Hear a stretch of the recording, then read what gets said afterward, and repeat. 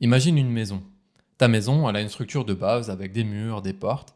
Eh bien ça, ce serait l'équivalent du HTML pour un site web. Ta maison, elle a aussi de la décoration, des tableaux, de la peinture. Eh bien ça, c'est le rôle du CSS pour un site web. Enfin, ta maison, elle interagit via par exemple les interrupteurs pour allumer une lumière. Tout ça, ça va être le rôle du JavaScript. Commençons par parler un peu plus du HTML. Si on reprend l'exemple de la maison, ça servirait par exemple à dire, voilà, ça c'est une porte, ça c'est un mur, ça c'est un toit, etc.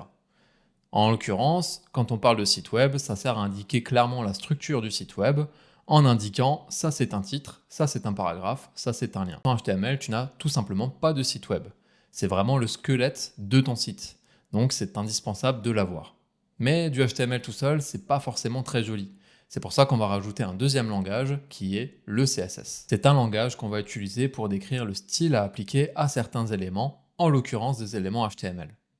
Le CSS, on va l'utiliser pour décrire tout un tas de règles, pour donner un petit peu vie à notre site web, pour faire en sorte qu'il soit joli, qu'il soit lisible, qu'il soit compréhensible et facile à utiliser. Si on reprend l'analogie de la maison, tout ce qui va être les tableaux, la peinture sur les murs, les fleurs, etc., toutes ces décorations-là, ça correspondrait au CSS dans notre site web. Il en reste un dernier et c'est le JavaScript. Le JavaScript, c'est un langage qui va nous permettre d'inclure plus de logique, plus d'interactivité dans notre site web.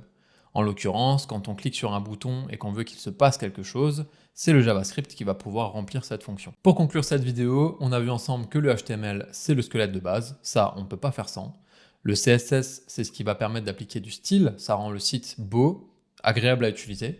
Et enfin le JavaScript, c'est ce qui va permettre d'apporter de l'interactivité à notre site web.